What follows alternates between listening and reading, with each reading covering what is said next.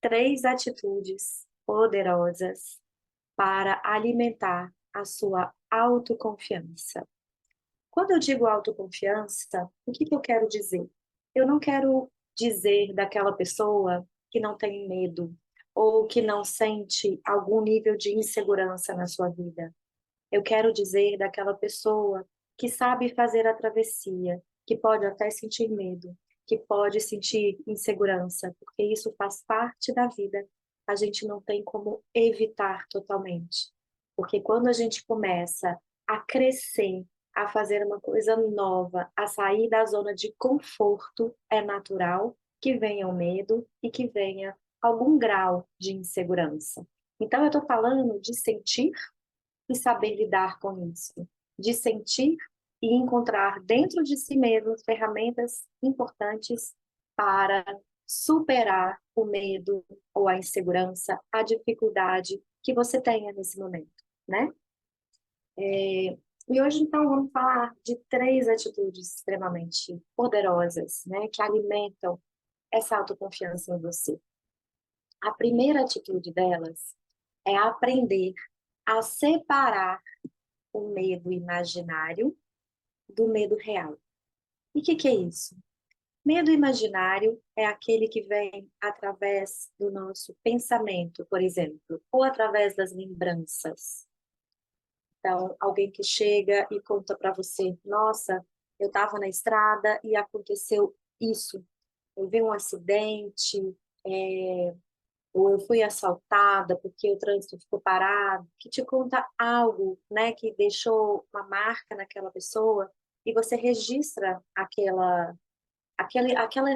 relato dela, né, aquela experiência negativa que ela teve, e ali você guarda numa caixinha do seu inconsciente, como estrada é perigoso, né?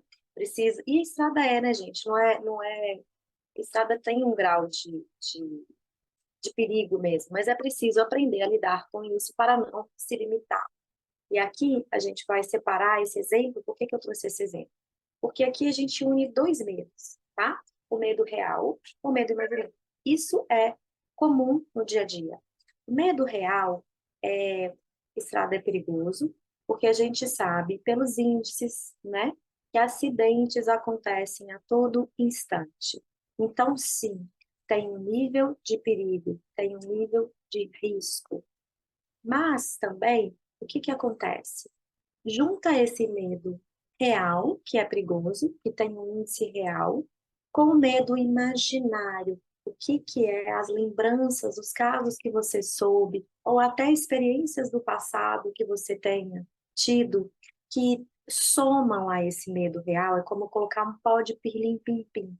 E ali aumenta a sua insegurança, sendo que naquele exato momento não está acontecendo nada, né?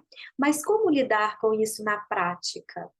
Se você está na estrada, eu estou usando só esse exemplo, tá? Se você está na estrada e você sabe dos riscos, você precisa tomar um pouco mais de cuidado. Hum? Você precisa reduzir nas curvas, você precisa, se está chovendo, diminuir a sua velocidade, você precisa agir, se colocar em ação para aliviar aquele medo real. E também, outra coisa muito importante que a maioria das pessoas não sabe ou não pratica é não alimentar os pensamentos que alimentam o medo imaginário. O medo real é toda estrada a gente precisa cuidar que ela tem um risco. Um risco. O medo imaginário é: nossa, aconteceu aquele acidente comigo no passado, com a minha tia, com meu primo, com meu amigo. E aí coloca o fermento naquele medo real. Isso eu dei um exemplo comum, né? E como que o medo imaginário aparece quando você vai tomar uma atitude, quando você é convidado a crescer, quando você tem um desafio, quando você precisa sair da sua zona de conforto, porque na zona de conforto a gente não cresce, né?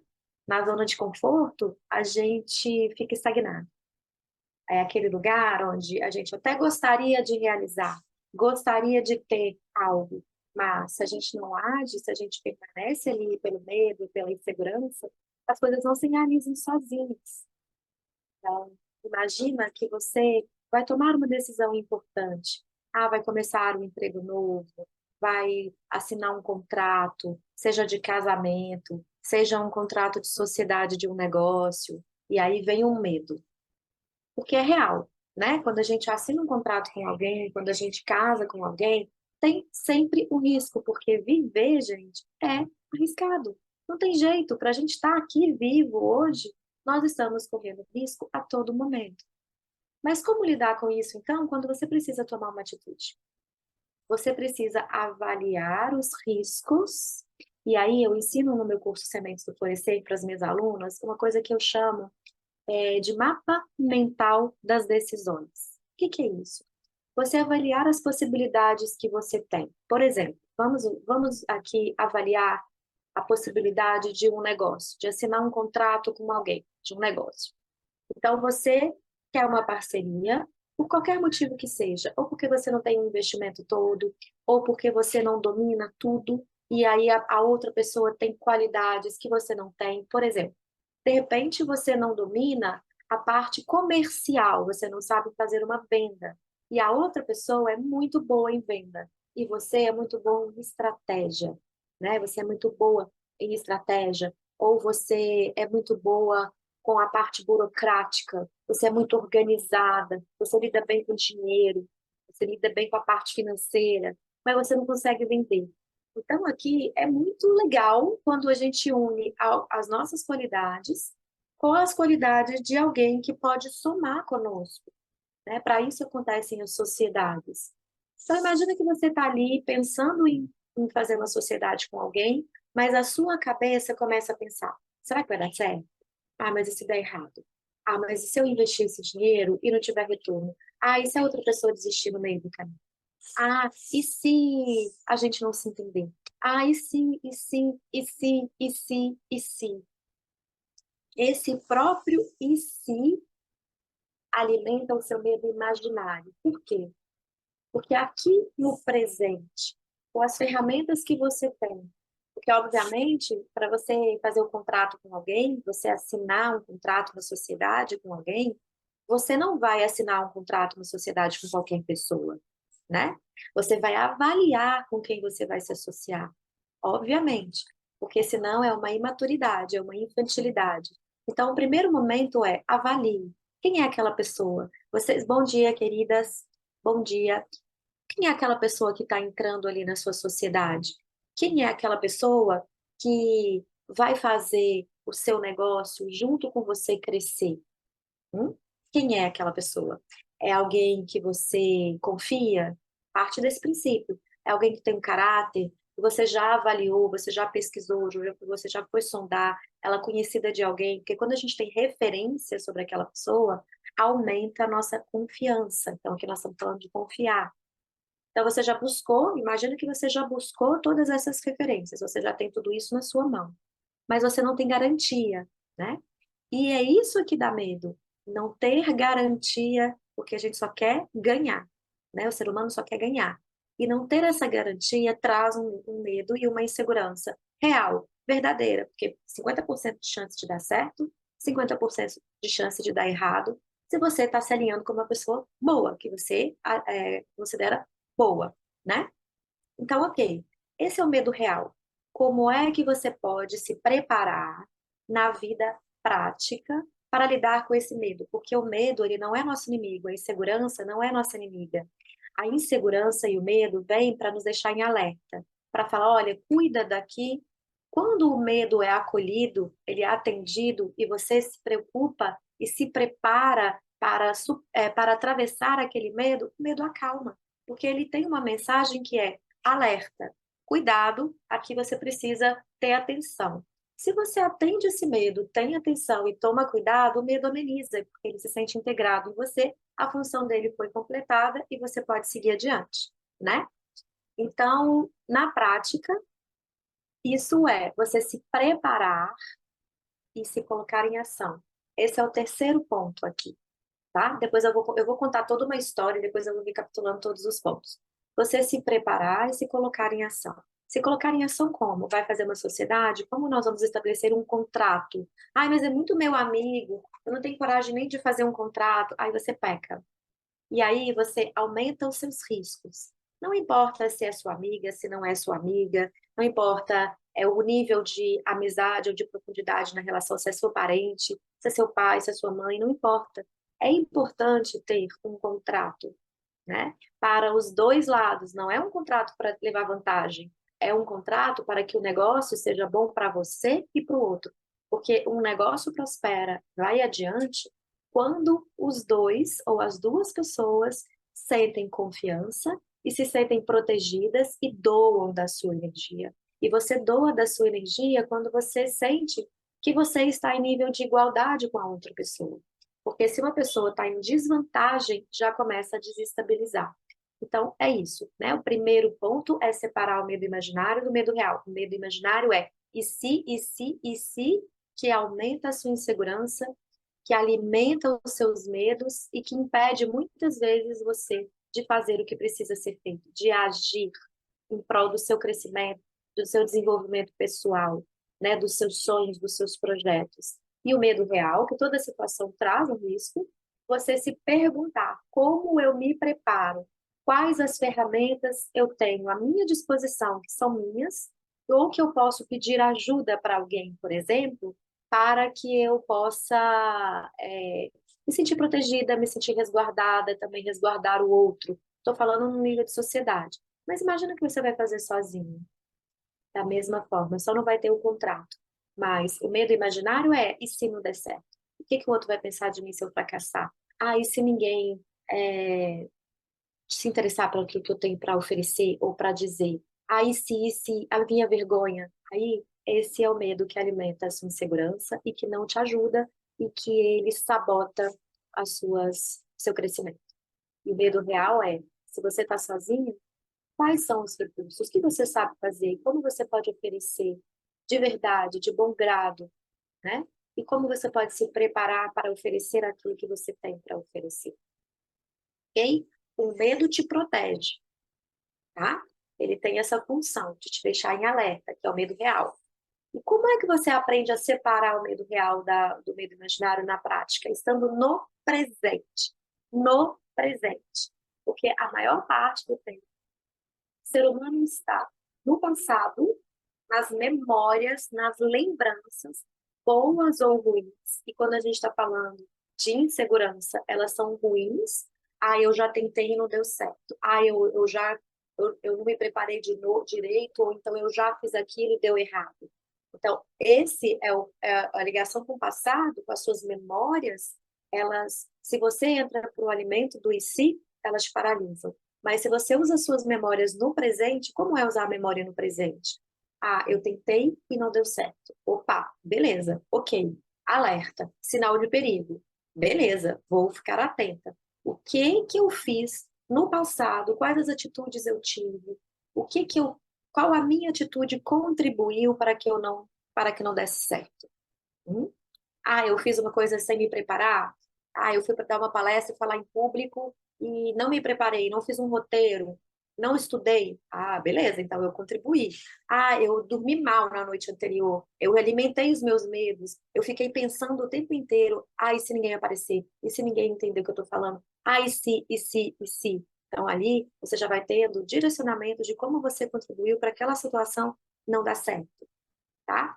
Esse é o ponto. Muitas vezes, o ser humano é que contribui para que algo dê errado. Outras vezes, a vida, porque a vida, ela nos prepara de formas que às vezes a gente não compreende. Então, às vezes, você se preparou, você estudou, você planejou tudo para você fazer a sua apresentação e chegou no dia, na hora, pouquíssimas pessoas apareceram, quase ninguém, as pessoas começaram a sair. Ah, porque elas tinham compromisso. Ah, porque talvez o tema que você está falando não esteja conectado com o momento delas, e as pessoas foram embora. E ali você começou a ficar insegura, começou a ficar tremedeira.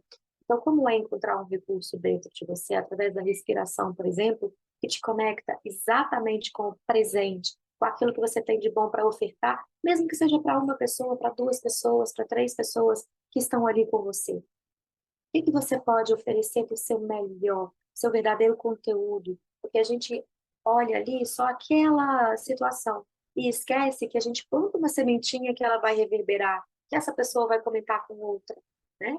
Então, tem situações que, mesmo que você tenha se preparado, a vida vai trazer momentos de dificuldade, porque ali tem um aprendizado para você. Então, como é aceitar as dificuldades, confiando que você tem força para superar aquilo, que você sabe lidar com as diversidades do caminho, e que você também pode pedir ajuda se estiver muito difícil para você. Você não está sozinho, você tem com quem contar, né? Pode ser um familiar, pode ser uma pessoa que você se inspire, alguém que você admira, né? Nós sempre temos uma referência para buscar ajuda. Então, voltando aqui, recapitulando, as memórias do passado servem para você, no presente, se preparar melhor para que algo dê certo. Ou, o que eu fiz no passado que deu certo, e trouxe uma coisa muito legal, como eu posso potencializar isso? E aí você faz e potencializa, ok? Esse é um ponto. Separar o medo imaginário do medo real, estando no presente, né? Se você quer no futuro eu quero ter isso. Se pergunte o que você pode fazer no momento presente para construir o futuro que você deseja. Hum? Esse é o ponto, tá? O segundo ponto, muito importante para alimentar a sua autoconfiança, ouvir os seus sentimentos. O ser humano muitas vezes não sabe ouvir os sentimentos. E aqui eu não estou falando só para mulheres, eu estou falando para os homens também, tá? Porque muitas vezes, especialmente os sentimentos negativos, como o medo, como a raiva, a tristeza, né? Tem um filme que eu gosto muito de indicar, que é um filme infantil, mas que todo adulto devia ver, que é o Divertidamente. Ali fica muito claro como a gente quer o tempo inteiro pegar só os sentimentos bons para mostrar para o outro e para sentir também, e a gente quer eliminar, por exemplo, a tristeza da nossa vida. E como cada sentimento tem uma importância. A raiva, por exemplo, ela ajuda você a colocar limite. Quando você fica apática na sua vida, você não tem contato com a raiva, você não tem contato com o espaço, né? Aí o outro, você faz tudo pelo outro, o outro te invade, você também invade o outro, você fica fundido no outro, o outro fica fundido em você. Muitas vezes você não consegue colocar separação, se proteger. Então você pode invadir o outro, né? Se metendo muito na vida do outro, dando opinião sem pedir, ou querendo que o outro faça as coisas do seu jeito. E pode também não saber colocar limite para você, que é deixar que o outro opine demais na sua vida, ou querer agradar demais o outro para se sentir amada, né? Então, como é que por que ouvir os sentimentos é importante? Porque o sentimento que você tem, ele mostra para você uma necessidade. Então, se você está com medo, qual que é a necessidade diante do medo? De proteção, de segurança. Se você identifica, eu sinto que eu preciso de proteção, eu sinto que eu estou com medo e eu preciso de ajuda, de apoio, você pode se colocar em movimento para conseguir aquele apoio e aquela ajuda que você necessita. Se você está triste porque você perdeu um ente querido, você foi mandado embora do seu trabalho, uma relação se rompeu, porque tem as mortes, de morte de vida que chega ao fim aqui na Terra, e tem as pequenas mortes que acontecem durante a vida. Todo fim de ciclo é uma pequena morte, né? Então, se você vai mudar de cidade, os vínculos que você deixa ali, para você ir para outra cidade, construir vínculos novos, são pequenos lutos, pequenas mortes. E ouvindo a tristeza, por exemplo, tem situações que a tristeza e a alegria, elas estão presentes no mesmo lugar, né? Vou dar um exemplo pessoal. Eu estou me mudando de cidade o ano que vem, estou me preparando para isso. Então, uma parte minha está triste. Por quê? Porque eu tenho amigos na cidade que eu moro, né? Porque eu tenho um vínculo com o instituto onde eu fiz a minha formação, o Instituto de Gestalt, porque eu tenho clientes ali naquela cidade, eu tenho um trabalho, eu tenho uma vida, né? Eu amo a cidade que eu moro atualmente, né? E isso me dá tristeza quando eu paro para pensar que eu não vou ter aquilo no meu dia a dia mais, né? Então, eu tenho apego às coisas também, né? E aí, desprender dessas pessoas, né? Desprender da cidade, desprender dos vínculos, eles não acabam, mas eles mudam. E aquela situação diária, cotidiana, ela não vai existir mais, ela tem um fim de ciclo. E isso gera uma tristeza. Então, como é que eu posso acolher essa tristeza? O que que eu sinto que eu preciso quando eu estou chegando no fim de ciclo? Vou dar um exemplo bem pessoal. Eu preciso me encontrar mais com essas pessoas. Eu sou daquele tipo de pessoa que, se eu sei que está chegando o fim, eu quero estar junto, eu quero dizer para aquelas pessoas a importância na minha vida, eu quero estar em contato, eu quero aproveitar os momentos que eu ainda tenho, né? Então, o que que eu tenho feito? Eu tenho me organizado para encontrar mais com as pessoas, né? E também tenho me preparado para o desapego. Como é desprender disso? Como a gente se prepara para o desapego? Acolhendo a tristeza, não rejeitando a tristeza. Tem uma parte minha que está triste, ok? E como é que eu faço? Às vezes eu choro, às vezes eu escrevo, eu compro cartão para as pessoas para deixar uma lembrança, né? Às vezes eu mando um áudio. Eu sinto o que que eu preciso quando eu tô triste. Às vezes eu só preciso chorar, então eu deito, eu choro, eu vou pro banho, eu choro. E às vezes eu preciso dizer para aquela pessoa o quanto ela é importante na minha vida, o quanto eu desejo que os vínculos permaneçam. Então eu faço. Quando você acolhe o seu sentimento, você identifica o que você precisa para lidar com ele. E aí você se coloca em ação para realizar. Isso traz alívio, coragem, força, isso traz confiança, e é assim que eu me sinto, confiante de me mudar de cidade, porque é uma escolha que eu estou fazendo, não é uma posição, é uma escolha. E tem um outro lado meu que está extremamente feliz, porque é uma vida que eu estou escolhendo ter, né? É para estar do lado de uma pessoa que eu amo, eu quero estar com essa pessoa, e eu acho que vale a pena o investimento, eu acho que vale a pena modificar a minha vida. Então, eu acolho a alegria, que ao mesmo tempo que tem tristeza, tem alegria, que é, eu posso, eu tenho condição de fazer isso, e eu faço, né? E como é que eu recebo o novo na minha vida? Como eu me preparo para conhecer a nova cidade, para fazer novas amizades, para ter um trabalho novo naquele lugar? Como eu me preparo? Como eu abro o meu coração para o novo chegar? Preciso de confiança para fazer isso. Confiança em mim, em primeiro lugar. E também confiança na pessoa, né? Que eu estou escolhendo estar junto nesse momento. Então, aqui eu sei como eu trabalho isso, como eu trabalho a abertura para o novo, aceitando o final de um ciclo. Porque se eu não aceitar, eu vou ficar com o pé numa canoa e o pé na outra canoa. As canoas, em algum momento, elas se distanciam e a gente cai, afunda, né? Então, aprender a colocar o pé na outra canoa, agradecendo.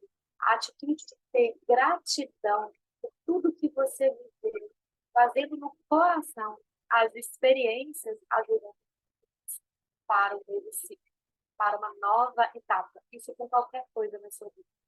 Então, e também continuar alimentando os vínculos, né? Porque não é porque a distância física aconteceu, a gente aprendeu muito isso na pandemia.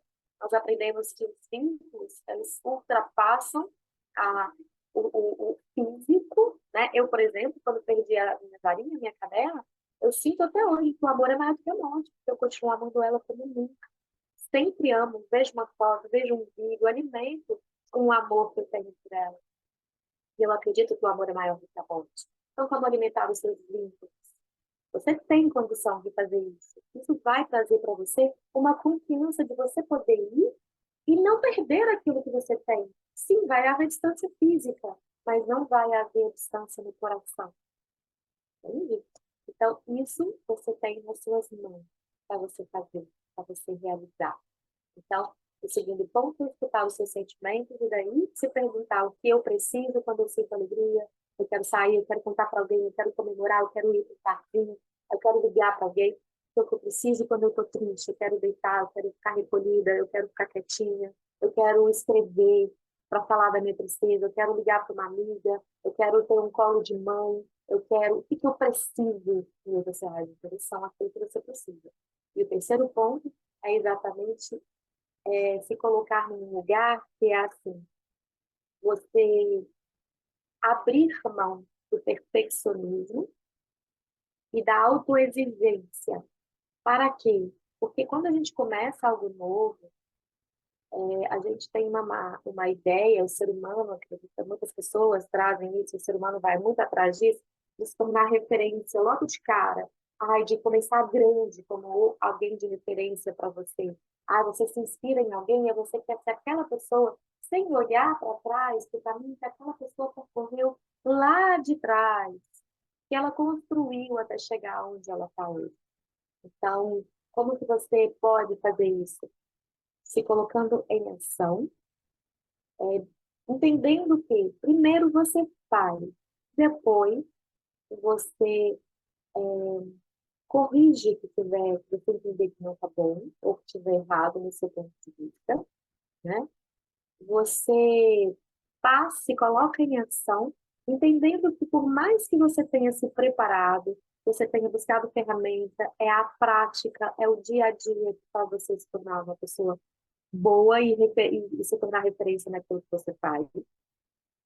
Se você não começar nunca, porque você está buscando a perfeição, ah, eu não me sinto pronta, ah, eu não me sinto suficiente, ah, eu não sei tudo. Se você fica dizendo isso para você o tempo todo, frases negativas, e você se cobra começar grande ou fazendo tudo direito, do melhor jeito possível, você nunca vai superar a sua insegurança, porque esse tipo de atitude alimenta a insegurança e não te ajuda a confiar em você mesmo.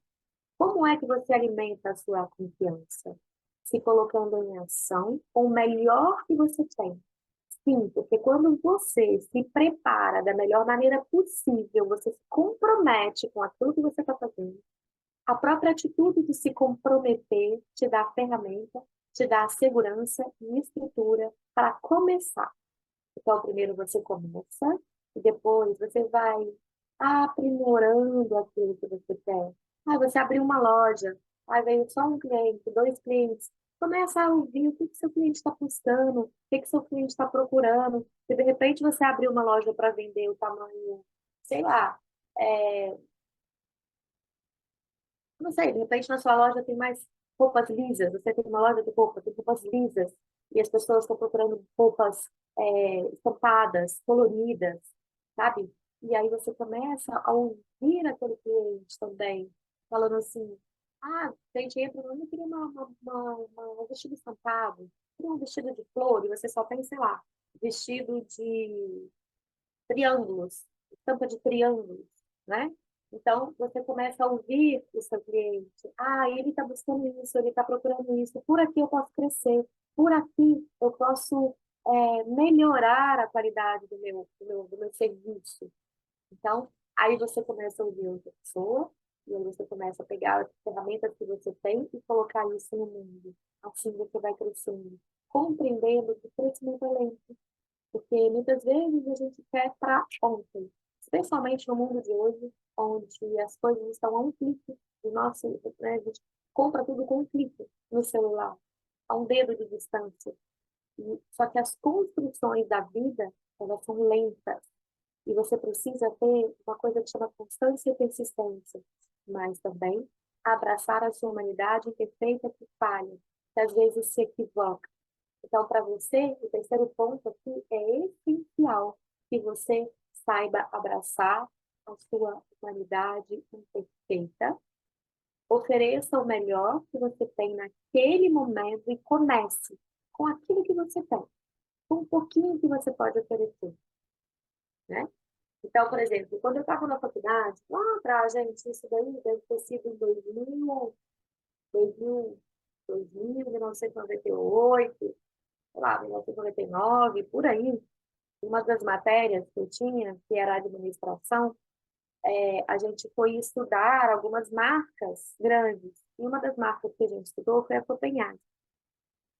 E eu me surpreendi, porque a gente olha assim, ah, a Copenhague, uma marca consolidada de chocolate, de presente. E a gente não para muito para pensar como é que eles começaram.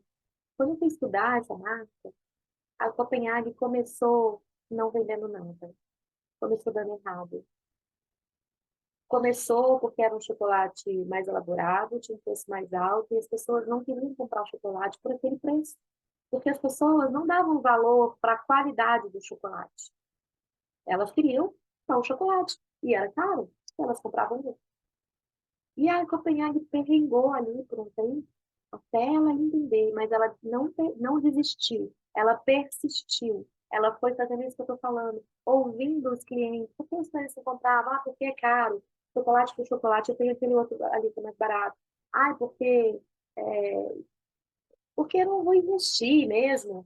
Ah, eu porque não gosto do gosto. E aí foram aprimorando o gosto e eles começaram a vender e explodiram, a marca explodiu quando ela trouxe um marketing de presente. E aí as pessoas começaram a dar chocolate de presente. Então, presente é algo que você investe mais para dar. Então, se era presente, mesmo que fosse chocolate, valeria a pena investir. E assim a marca, pum, explodiu. Isso, gente, olha só, eu estudei lá atrás, eu nunca mais estudei, tá? Empresa Copenhague. Mas por que marca, gente? Porque marca essa crença que o ser humano tem de que tem que começar dando tudo certo, que tem que começar fazendo sucesso, porque fracassar é, é vergonhoso, porque fracassar rouba o seu valor. E não, muito pelo contrário. Se você quer prosperar, se você quer superar a sua confiança, a sua insegurança, se tornar uma mulher confiante, você precisa aprender a passar pelos desafios. Você precisa começar pequeno, com humildade, crescendo aos poucos. Você precisa se conectar, uma coisa que eu me chamo no método TIP, é estar com você e estar com o outro.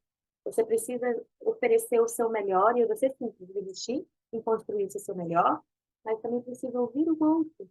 Será que aquilo que você está oferecendo está chegando para o outro como precisa? Esse exemplo da Copenhague é ótimo. Então, enquanto as pessoas e a própria empresa não entendeu que aquilo não era um simples chocolate, ela não conseguiu se estruturar e se estabelecer no mercado. Quando ela entendeu que era um presente, um chocolate, tem uma explosão de sabores, e aquilo era algo do coração, ela não cresceu e ela terminou. Agora eu não me lembro quanto tempo ela ficou tentando, sem conseguir, e da noite para o dia o negócio engrenou. Então, não desista dos seus sonhos, não desista de você. Ofereça o seu melhor, se prepare, se responsabilize por fazer bem feito aquilo que você se propõe. Mas abra espaço para essa humanidade imperfeita. Quando a gente começa, a gente não sabe tudo, a gente tem uma certa inexperiência. Porque por mais que você tenha estudado teoricamente, qualquer coisa que seja, para começar, é a prática, é o dia a dia que dá a estrutura para você se manter de pé, para você crescer. É fazendo. Não quando você começa a cozinhar. Quando você faz seu primeiro almoço, seu primeiro jantar, não dá certo, fica sem sal, fica muito salgado, fica sem gosto, fica cru, não fica saboroso. Às vezes pode até acontecer, quando tem um jargão que fala sorte de principiante, de você fazer algo gostoso logo de cara, que você seguiu a receita direitinho. Mas muitas vezes dá errado, porque você não sabe o ponto da carne, a temperatura do forno para fazer o bolo. Ah, é difícil você começar dando tudo certo pela primeira vez. Acontece, mas é raro. Agora, se você vai lá, cozinha e fala, não tá bom isso, não dá certo para mim.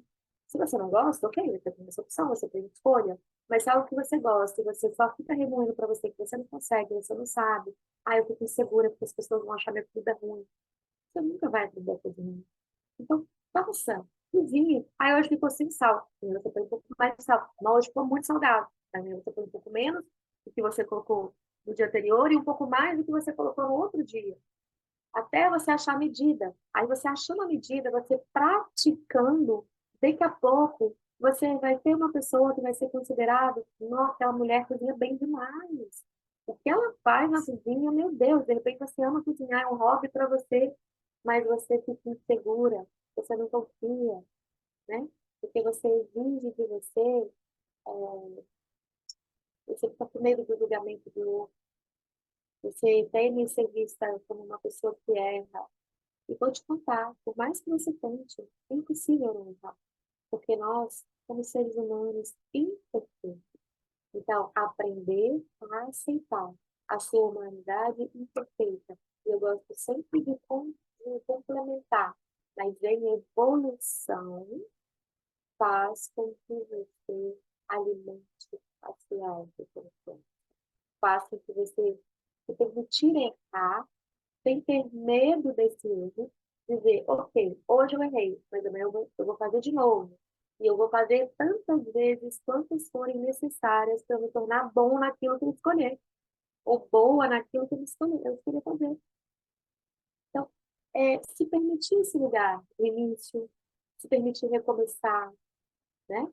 E se perguntar se vem uma crítica dura, que às vezes vem uma crítica dura, mas ela é construtiva.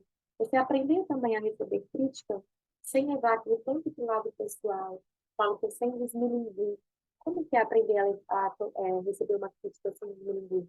Você para e avalia. Aquilo que aquela pessoa está falando faz sentido? Ah, a comida é muito salgada, a comida está crua. Ah, faz sentido. Então, acolhe, mesmo que você fique triste, porque você deu o seu melhor, mas refaça, recomece e leve em consideração. Se aquela pessoa está falando algo só porque ela quer desmerecer você, porque tem pessoas assim, e quer deixar você insegura, e porque está sentindo que você está crescendo e ela não, deixa com ela a crítica. Aprenda a diferenciar a crítica construtiva da crítica que só faz você se sentir mal, tá? Então, não espere que o seu valor venha do outro. Construa o seu valor pessoal. Isso você constrói alimentando a sua confiança. Ok? Então, vamos recapitular os 3 pontos poderosos ou potentes para alimentar a sua confiança? Vamos lá. Primeiro de todos os pontos, diferenciar o medo real do medo imaginário. No medo real, se preparar para enfrentar os desafios. Há risco, há perigo, você precisa estar em alerta. Para calar o barulho da mente, tá? Porque o medo imaginário vem do barulho que a mente faz. Você pode usar a respiração, se colocar, colocando foco nela, porque já vai passar para um outro ponto importante, que é estar no presente, né? Para superar esse medo, estar no presente. Respiração você só pode fazer no presente. A respiração de um segundo atrás não resolve para agora. A respiração de agora não resolve para amanhã. Então, se você quer estar no presente, respire. Respire conscientemente. Leve o ar no abdômen, deixa o ar crescer. O abdômen crescer com o ar que entra. Solta o ar bem devagar. Isso faz calar o barulho da sua mente. Faz você não alimentar os medos imaginários, porque cada pensamento alimenta o medo imaginário, e faz você acolher o medo real e se perguntar: o que eu preciso para superar esse medo? Está me pedindo alerta. Como eu posso ficar em alerta aqui, mas sem me paralisar, realizando aquilo que eu preciso, ok? Segundo ponto, escutar o sentimento. O que que você está sentindo? O que que você precisa diante daquilo que você sente? Isso é algo que não é fácil, tá? É simples, mas nem todo simples é fácil. Sempre que eu começo um atendimento novo, ou as novas alunas que chegam no cursamento coletivo, quando elas relatam algo, elas estão contando uma história onde elas sentiram medo na infância, por exemplo. Elas não sentiram que a mãe estava ali presente, que elas passaram, ou uma vergonha, por exemplo, que ela foi exposta. Então, quando ela conta aquilo, eu pergunto: o que você sente quando você lembra, quando você traz esse relato?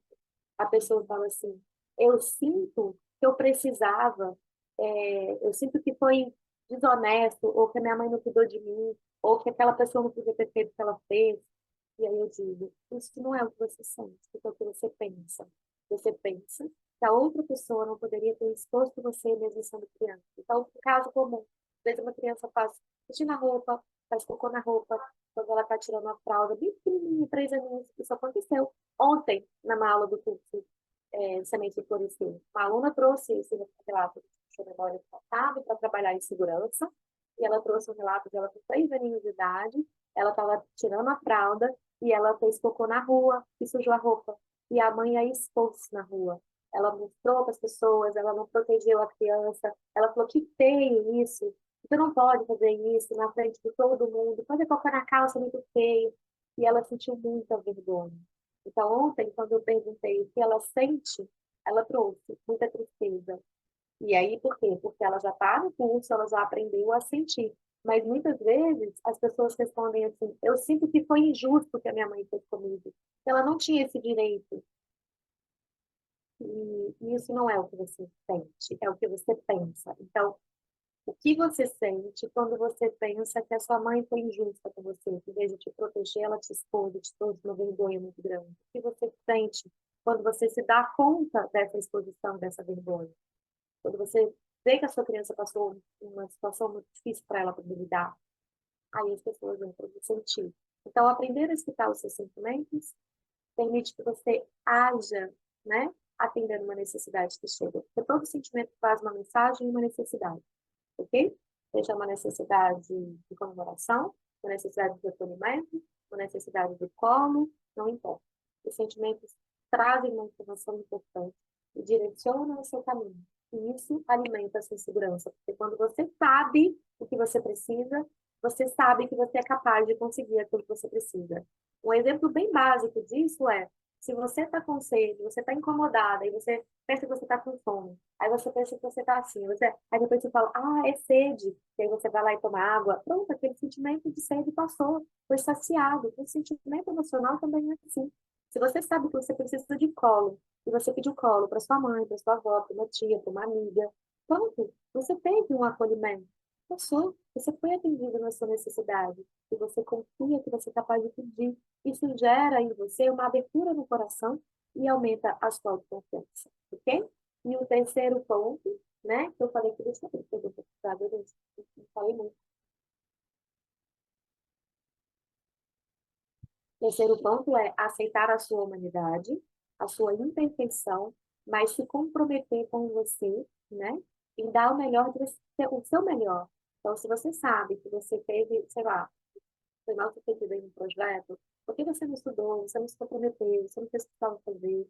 Então, você assume a responsabilidade sobre isso e se prepara melhor para o próximo, sem julgamento, sem culpa, sem crítica. Ah, eu devia ter feito isso não te ajuda. Tá bom, você não devia ter feito, mas fez. E o que você faz com isso agora? Ah, agora eu me preparo para a próxima apresentação, próximo trabalho, o próximo relacionamento, para que quer que seja a próxima coisa que você vai viver, você se preparar melhor para isso, você se comprometer com você. Então, se colocar em ação, aceitando a sua humanidade imperfeita, limitada, mas em evolução. Para isso, você precisa se comprometer com você e também aceitar a humildade. Começar pequeno. Aceitar a sua inexperiência naquilo que você está iniciando. E se preparar cada vez mais para crescer, né? Para solidificar o seu dom, o seu propósito, o seu sonho, o seu desejo, ok?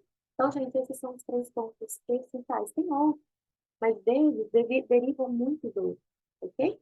Então, eu espero ter contribuído com o alimento da sua autoconfiança, porque sem confiar em você, você não realiza os seus sonhos, os seus projetos, você não cresce.